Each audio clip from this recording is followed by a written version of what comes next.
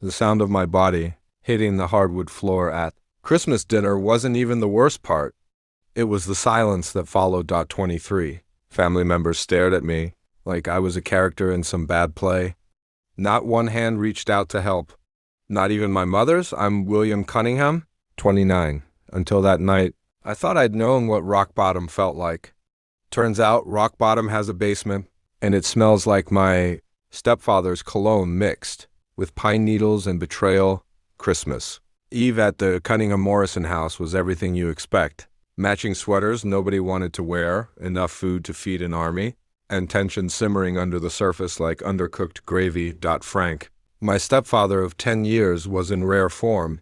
He had been sipping his special vintage wine since Noon Trader, Joe's boxed wine poured into a fancy decanter. He kept dropping little comments about how some people earned their place at the table, while others just inherited it.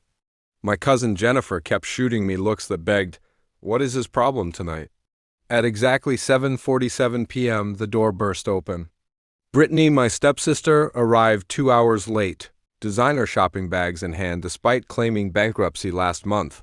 Frank's face lit up like she'd descended from heaven. He walked over to my seat, the one I'd claimed for 29 years, the one my late father called William's throne, and announced for everyone to hear that his real son deserved this spot. When I didn't move fast enough, he yanked the chair out from under me. I went down hard. My hips slammed into the floor, my jacket ripped, and cranberry sauce flew across the table, and the silence. Absolute silence. My grandmother let out a tiny gasp, the kind reserved for someone using the wrong fork. Uncle Ted pulled out his phone, probably thinking this was comedic gold for Facebook. My mother, she sat frozen, seeing nothing, hearing nothing, saying nothing. As I pulled myself up, cranberry sauce on my jacket, I noticed Frank's business phone left unlocked on the counter. Years of watching him closely had taught me that opportunities sometimes appear in the smallest moments. I left the house that night with my dignity in pieces, but also with my father's old laptop hidden in my car and photos of every message on Frank's phone. He thought he was pushing around a nobody. He had no idea the nobody was paying attention. To understand why that push meant everything, you have to know what the previous 10 years looked like. Frank entered our lives like a knight in shining armor. If armor came from Men's Warehouse and Knights, drove leased BMWs they couldn't quite afford. My mother had been widowed for 2 years when Frank appeared at the Widows and Widowers group. In hindsight, it was like a Wolf attending a sheep support group. The favoritism started small. Brittany got a brand new car for her 18th birthday. I got a bus pass and a lecture about self-sufficiency. At the time I laughed, thinking he was teaching me character. The joke was on me. Before I continue, tell, from which place are you watching this story right now? Please subscribe and like the video for motivation. The tension didn't end that night. Over the next few days, I replayed everything in my head, the shove, the silence, the looks on everyone's faces. The thing is, I had learned early in life that family isn't always about loyalty. Sometimes it's about survival. And if I wanted to survive this, I couldn't act impulsively. I had to watch, wait, and plan. Frank's favoritism wasn't new, but it had grown more obvious over the years. It started with small things: Brittany getting a new phone for no reason, special privileges, extra attention at family gatherings, but it escalated in ways that affected my future. My father had left education funds for me, carefully planned so I could attend college without financial worry. When I tried to access them, the accounts were mysteriously depleted. Frank's explanation? Market volatility. Meanwhile, he somehow found tens of thousands of dollars to fund Brittany's art degree at a private school she would later drop out of. I had watched this quietly, pretending not to notice while collecting evidence. At first, it was just curiosity, but as the years went on, it became strategy. I documented every inconsistency, every unfair advantage, every lie Frank told to manipulate my mother. Photos, emails, screenshots, even notes I took in secret during family dinners. It felt strange at first, like spying on my own family, but I realized that this was self-preservation. I couldn't count on anyone else to stand up for me. My mother had changed too. Before Frank, she had been strong, vibrant, and full of life-running charity events, commanding respect from everyone around her. After Frank, she became someone else entirely. Everything he wanted became the right thing to do.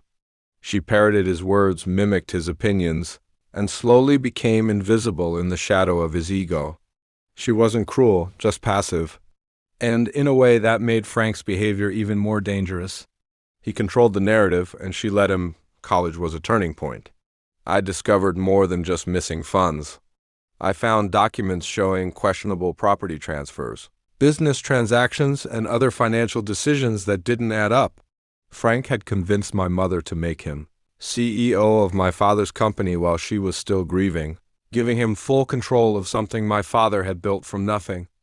I watched him parade through the office like he owned not just the business, but the memory of my father too.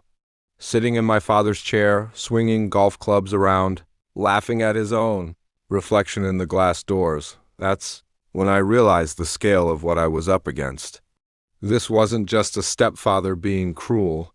This was a man systematically rewriting the rules of our family to favor himself and Brittany. And I had to be smarter, faster, and more careful if I wanted to claim back even a fraction of what was mine. I started small. A missed email here, a suspicious bank statement there. Over time, the pieces began to form a clear pattern. Frank wasn't careless, he was arrogant. He assumed nobody was paying attention, nobody was keeping track. Nobody was capable of understanding the web he was weaving. He was wrong. One Thanksgiving, 3 years into their marriage, I noticed his laptop left open on the dining table during dinner. I was quick, discreet, and careful. That night I started taking screenshots, copying files, and saving everything that proved his manipulation. By the 5th year, I had a near-complete record: financial discrepancies, favoritism in every possible area, and personal messages that showed his true intentions. It was painstaking work. Every time he asked me about something in front of my mother, I smiled, nodded, and said nothing. Every insult, every slight, I cataloged in my mind and on my hidden drives. The family thought I was passive, quiet, unremarkable. In reality, I was preparing for the moment when the truth would hit them harder than any shove at the dinner table. And all the while, Brittany remained blissfully unaware. She thought she had won, that she had inherited everything her way. She didn't know I had been watching, noting, and waiting. She didn't know that one day, the seat at the table she assumed was hers would belong to me, not because of entitlement, but because of strategy, patience, and understanding exactly how Frank operated. It wasn't revenge I wanted. Not yet. I wanted justice.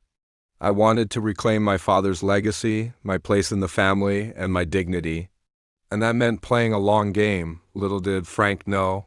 Every careless word, every arrogant gesture, every family gathering where he showed off his control was being recorded in my mind, and on devices he didn't know existed. By the end of that year, I had enough to confront him in a way that would leave no room for argument. Not at Christmas dinner, not in front of the family, not ever. The quiet nobody was about to become the person who controlled the story. After years of watching, recording, and quietly building my knowledge, I finally began to feel a shift. It wasn't sudden and it wasn't loud. It was subtle, like a storm gathering in the distance while the rest of the family carried on. Oblivious. Frank continued his routine of arrogance and favoritism. He strutted around the office as if it were his personal kingdom, drank his special vintage wine at family gatherings, and smiled at Brittany like she was royalty. My mother, as always, smiled too, obedient and quiet, never questioning him, never daring to speak against his narrative. The family, meanwhile, either didn't notice or didn't care, but I noticed. Every transaction, every email, every careless comment became another thread I could pull to unravel his facade. I started looking for weaknesses beyond the finances, behavioral patterns. Pride, arrogance, things only someone who had been watching closely for a decade would see. At first, it was small. A casual question at dinner, a subtle suggestion during a company meeting. I tested boundaries, observed reactions. Every time Frank tried to assert dominance, I pushed back in the quietest way possible. A look, a carefully chosen word, a hesitation that seemed accidental, and each time I recorded it. Not just the evidence of wrongdoing, but evidence of his ego, his overconfidence, his belief that nobody could ever outsmart him. I also started building alliances, but quietly, subtly. Grandmother, who had always been fond of me, was an early confidant.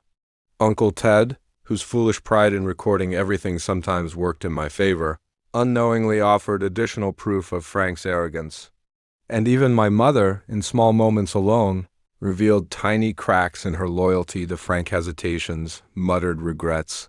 The faintest signs of guilt. The first concrete move came at the family business. Frank loved showing off to clients, board members, and employees. He would strut into meetings, talking down to everyone like he had been born to lead. While I observed every decision from the sidelines, one afternoon, he left his laptop unlocked and unattended on the executive desk.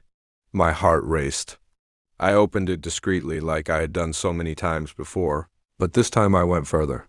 I cross-referenced the company's financial statements with previous years' reports.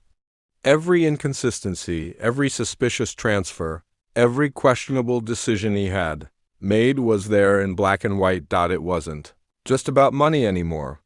It was about patterns, intentions, and the arrogance that led him to believe he could manipulate everyone without consequence. I also began to leave subtle evidence for the family to notice.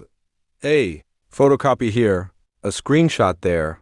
Nothing that would reveal my full plan, but enough to let people start seeing cracks in Frank's carefully constructed image. At family dinners, I started to assert myself in small ways.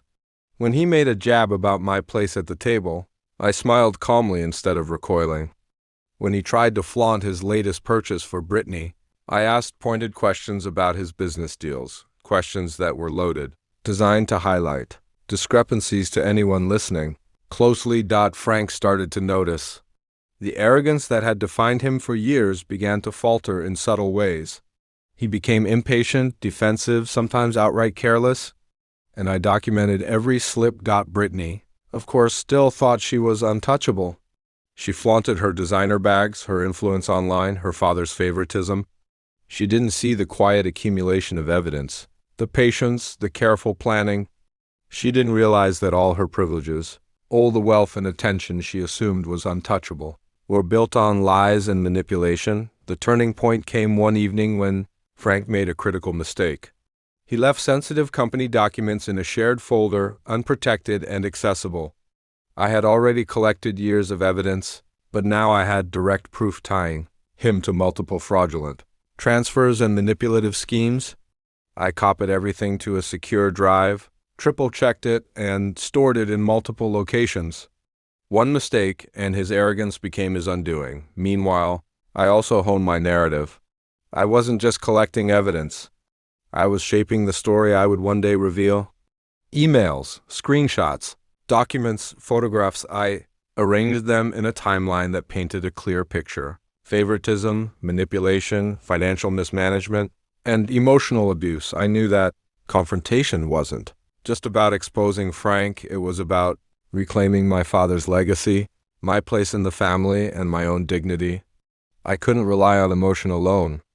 The story had to be undeniable, backed by evidence, and impossible to dismiss. By now, I had also noticed something about Frank that no one else saw. His ego was his greatest weakness. He loved being praised, loved attention, loved seeing people believe in his superiority. That arrogance would make him careless again, and I intended to use it to my advantage. I began orchestrating subtle moves at family gatherings. I positioned myself where others could witness interactions. I asked seemingly innocent questions during conversations. I listened carefully to every remark, noting inconsistencies, lies, and moments of pride. Every interaction was a piece of the puzzle. I was assembling. Years of silent observation, patience, and careful planning were about to culminate in a moment where Frank would no longer be in control. The quiet nobody, the one he thought he could push around at. Christmas was quietly building a storm. And when it hit, it would leave no room for denial, no excuses, no hiding behind arrogance or favoritism. By the end of that year, I was ready. Not for revenge, not for confrontation alone, but to reclaim everything that had been taken from me, the respect, the legacy, the truth. And as I looked at the family, oblivious to the storm quietly gathering in my hands, I realized something profound. Patience, strategy, and observation can be far more powerful than anger, privilege, or cruelty. By the time the next family gathering rolled around, everything had changed. Not in ways anyone else could see. Frank was still his usual overbearing self, still flaunting his control, still smiling at Brittany like she was the only child who mattered. But underneath it all, the balance of power had shifted. I arrived early, as I always did, making sure I had my notes and a secure drive tucked away in my bag. I smiled at the cousins, nodded at the aunts and uncles, but I didn't speak much. My mind was already running through every move, every question, every opportunity to reveal cracks in Frank's perfect facade. Dinner started as usual. Frank made a point of commenting on how everyone was finally behaving, his tone dripping with condescension. Brittany rolled her eyes, clearly bored of his theatrics. I laughed politely, letting him feel in control, letting him underestimate me as he always did. Then I noticed the first opening. A casual comment he made to my mother about the family business, something about an account or transfer that didn't exist. I pretended to mishear it, then asked a pointed question. Wait, you said the funds were transferred last month? Which account exactly? The room went silent. Frank's smirk faltered. My mother glanced at him, a flicker of unease in her eyes. I didn't push further yet. This wasn't about confrontation yet. It was about planting doubt over the next hour. I subtly guided conversations toward the areas I had documented. A casual remark about the family business here, a question about college funds there, a comment about favoritism, all delivered with a tone of innocent curiosity. Each time Frank became more defensive, more irritated, more careless. Brittany, of course, remained oblivious. She laughed at jokes that weren't funny, boasted about her social media following, and fawned over Frank's attention as if it were her rightful crown.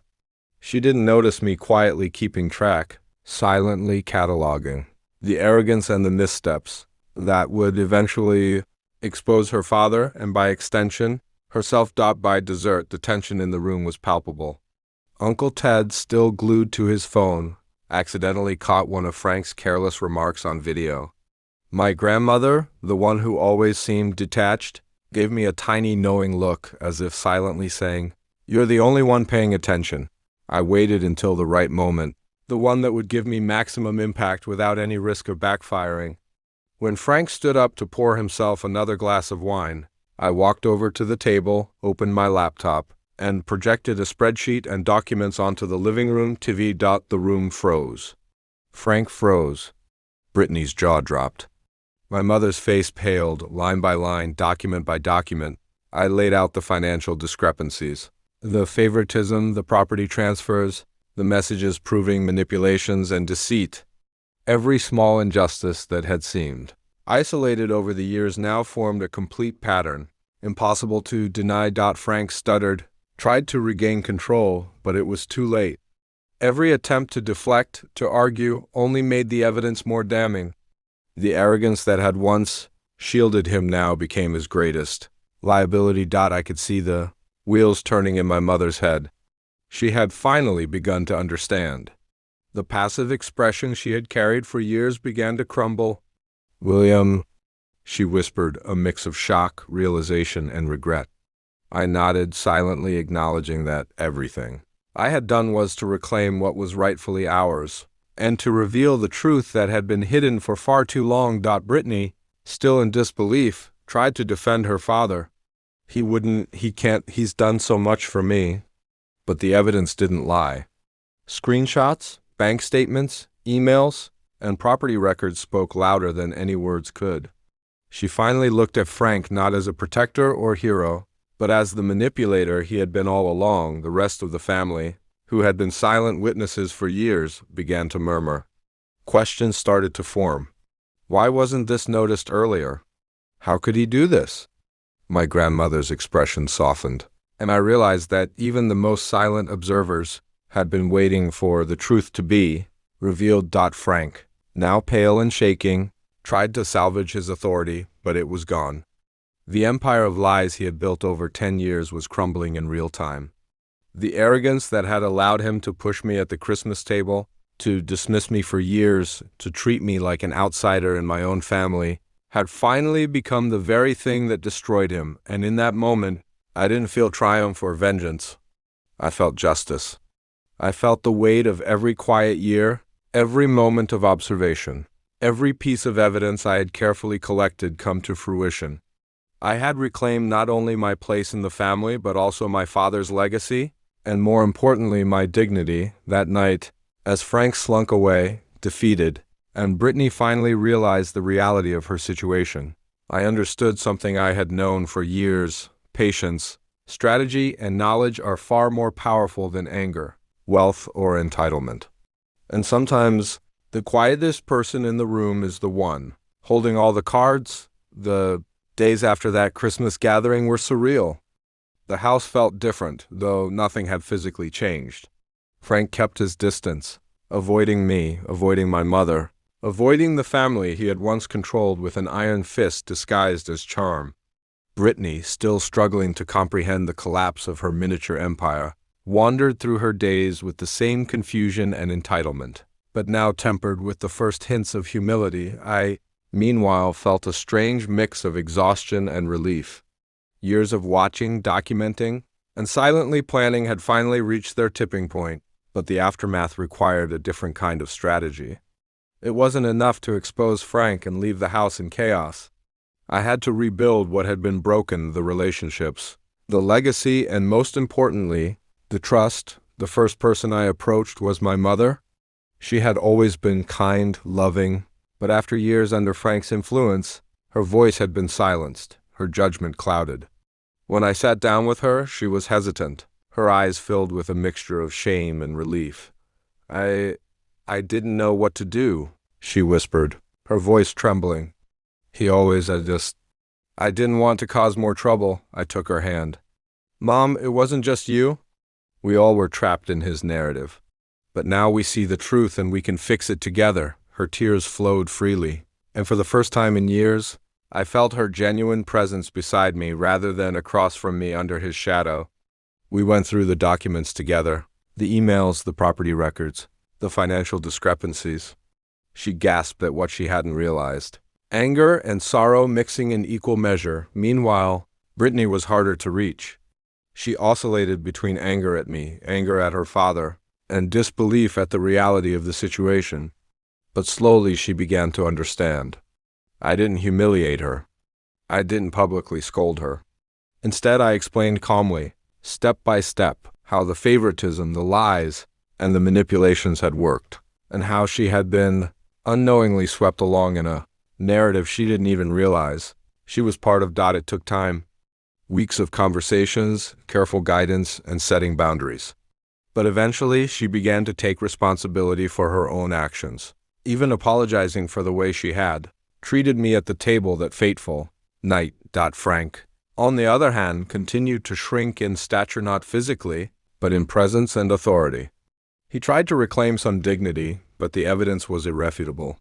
Friends, colleagues, and even extended family had seen it, and his reputation crumbled as quickly as his. Control over the household, the family business, required attention too. I stepped in not to seize control in a cruel or vengeful way, but to restore order and honor my father's legacy. With careful planning, I reviewed the accounts, rectified the mismanaged funds, and restored transparency. Employees who had been loyal to my father, yet wary of Frank, began to trust the company again. It wasn't just about money. It was about integrity, fairness, and rebuilding something that had been tainted by greed and manipulation. At the next family gathering, the atmosphere had changed. The tension that had once been thick enough to choke on was now replaced by cautious hope. Frank was present, but he spoke little, laughed less, and avoided the center of attention. My mother's presence was different, stronger, quieter, confident.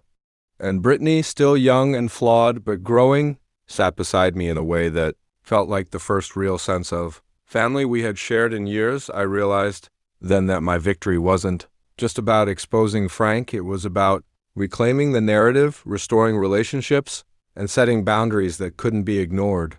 It was about proving to myself and everyone else that integrity and patience could overcome arrogance and cruelty. Yet, even with all the evidence laid bare, all the conversations had, there was still one final piece of the puzzle: Frank's understanding that his actions had consequences, that the quiet nobody he had dismissed for years was now someone who could not be ignored.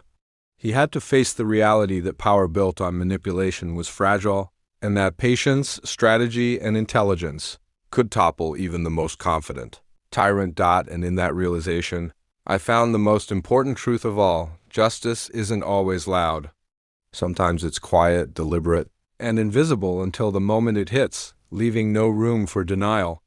Sometimes the person you underestimate the most is the one who has been preparing while everyone else was distracted by noise, arrogance, and appearances. That Christmas and the weeks that followed taught me that dignity isn't given, it's earned through perseverance, observation, and action. And while Frank may have tried to define my place at the table, I now understood that my place and my legacy could only be claimed by me, patiently, strategically, and without haste. The silence that once felt like oppression was now a reminder not of powerlessness, but of strength quietly amassed, ready to reshape the family, the business, and the future. Months passed after the Christmas revelation, but the battle was far from over. Frank wasn't gone. He was still around, still breathing, still trying to hold on to whatever scraps of power he could. But now, every move he made was calculated in the shadow of my observations, every word measured against the evidence I had collected, every interaction an opportunity to expose yet another layer of his manipulation. I spent those months carefully documenting everything. Every meeting at the family business, every phone call, every financial transaction, even the smallest gestures that revealed his character was recorded, filed, and analyzed. What had once been a chaotic scramble of anger and humiliation had turned into a precise operation. Every detail mattered, and I made sure nothing was left to chance. Frank's arrogance remained his greatest weakness. He believed he could charm his way out of any situation, that wealth and entitlement could cover even the most damning evidence. He underestimated how much I had learned about him over the years. He assumed the past was buried, that the shove at the Christmas table was just a forgotten moment of family drama. He was wrong. It began with small victories, subtle but undeniable. At a business meeting, I questioned a decision he had made, presenting a discrepancy from the previous quarter. His confident smirk faltered as employees whispered among themselves, unsure whether to back him or me. One by one, the cracks in his authority started showing. He was losing control, not because I was aggressive, but because the truth was impossible to ignore. At home, the dynamic shifted even more. My mother began reclaiming her voice. She asked questions she hadn't dared ask before. She began to assert boundaries, something she had lost over the years. It wasn't instant and it wasn't easy. There were moments of tension, moments where she looked like she might retreat back into the shadows of Frank's influence. But each time I reminded her gently, subtly, that she had been complicit, only because she hadn't known the truth. And now she did. Brittany remained a challenge. She oscillated between denial, anger, and moments of reluctant understanding. But I refused to allow resentment to cloud the progress.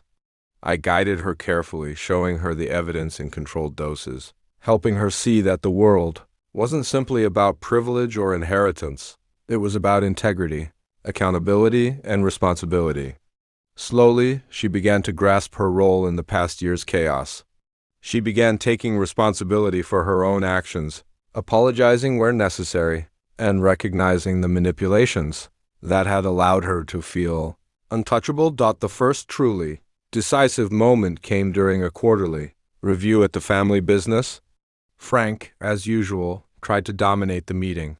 He presented his plan with inflated numbers, excessive confidence, and a smug sense of superiority. I remained calm, listening, waiting. When he paused, I spoke up, not with aggression, but with facts. Every financial discrepancy, every unexplained transfer, every inconsistency I had painstakingly documented over the years was presented. Clearly and methodically, the room went silent. Employees, board members, even my mother were watching closely. Frank sputtered, attempted to argue, tried to regain the floor, but each of my points dismantled his narrative. His arrogance, which had once been untouchable, was unraveling in real time. At home, the tension mirrored the office. Frank would walk into a room, only to find his authority subtly undermined. Conversations that once centered around his opinions now included voices he couldn't dismiss. The family was no longer passive. They were beginning to see through the veil he had woven. Even the extended relatives, who had always been entertained by his theatrics, were starting to notice the inconsistencies. In his story, I also began to prepare for the ultimate confrontation, not one of anger, not one of revenge, but one that cemented truth and restored the legacy my father had built. I organized all the documents, emails, photographs, and financial records in a meticulous timeline. Everything was cross-referenced, verified, and ready for the moment when there would be no room for denial. Frank, oblivious to the depth of my preparation, continued his patterns of arrogance. He assumed I would act impulsively, that I would confront him with emotion instead of strategy. Every careless comment he made, every attempt to show dominance, was noted and added to the archive of his undoing. Then came the night that would define the final act of the long game.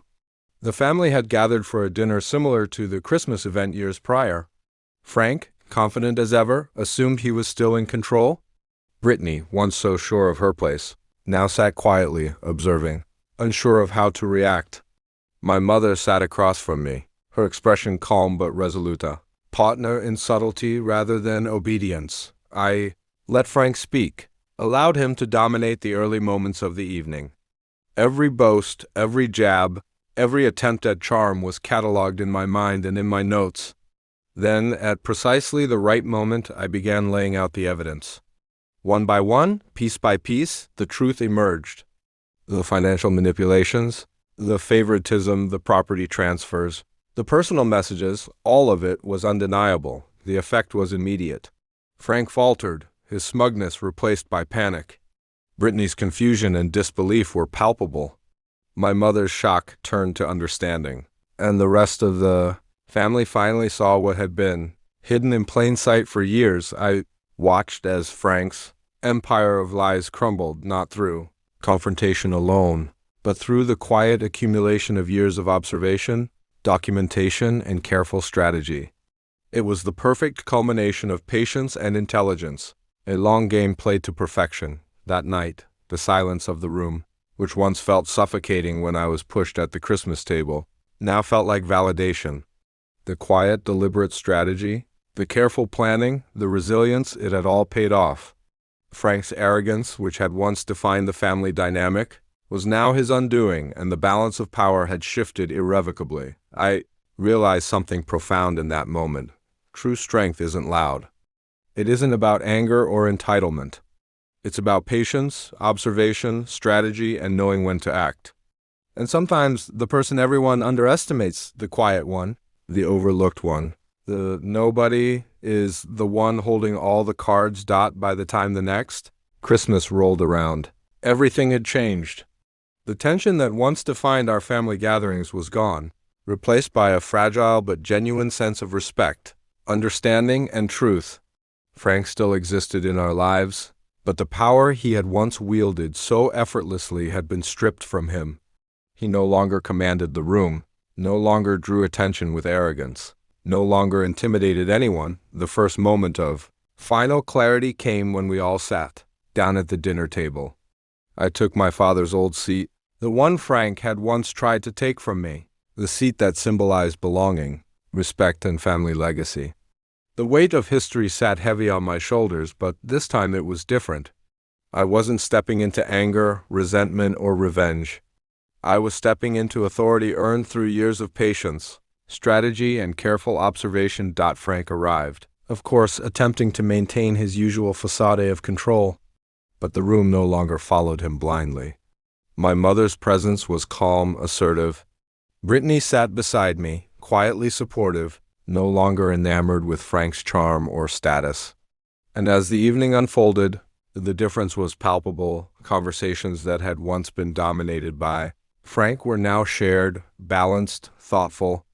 I guided discussions with subtlety, listening more than speaking, but when I spoke, it carried weight. It wasn't loud or brash, but deliberate and precise, like the culmination of every lesson I had learned over the past decade. Frank tried several times to regain control. He interjected, attempted to command attention, tried to belittle my insights or opinions. Each time I responded calmly, with fact and evidence subtly woven into my statements. The room began to notice. The shift was undeniable. Where once he had dominated with arrogance, now his words landed flat, empty, and ineffective. Brittany, now fully aware of the reality, no longer defended him. Instead, she looked at me with respect and understanding, quietly acknowledging the years of quiet observation, the patience, and the intelligence that had allowed me to navigate an entire family under a tyrant's rule. The turning point of the evening came with a moment of undeniable clarity. Frank, frustrated and desperate, accused me of trying to embarrass him.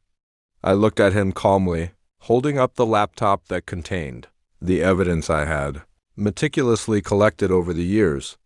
I didn't shout. I didn't attack. I simply allowed the truth to speak for itself. Documents, emails, screenshots, financial records all laid bare in front of the family. Every misstep, every manipulation, every favoritism-based decision Frank had made was impossible to deny.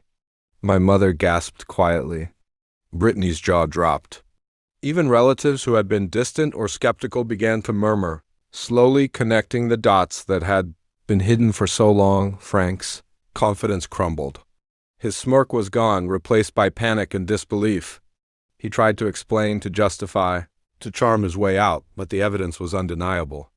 The quiet nobody he had tried to push aside years ago had become the one who commanded the truth. As the evening wore on, I guided the family through the changes we would implement, the restoration of my father's legacy in the business, the restructuring of responsibilities, and the rebuilding of trust among family members.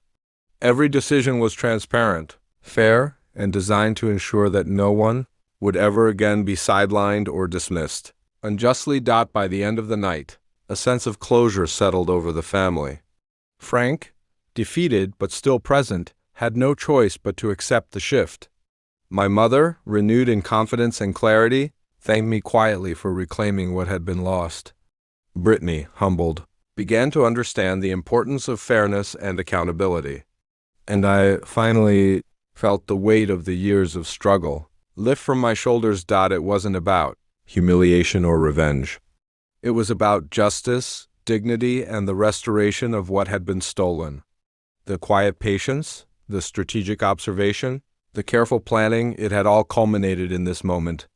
The person everyone had underestimated, nobody had become the one who held the family's future in his hands. That night, as I looked around the room, I realized something essential. Strength is not always loud, and victory is not always immediate.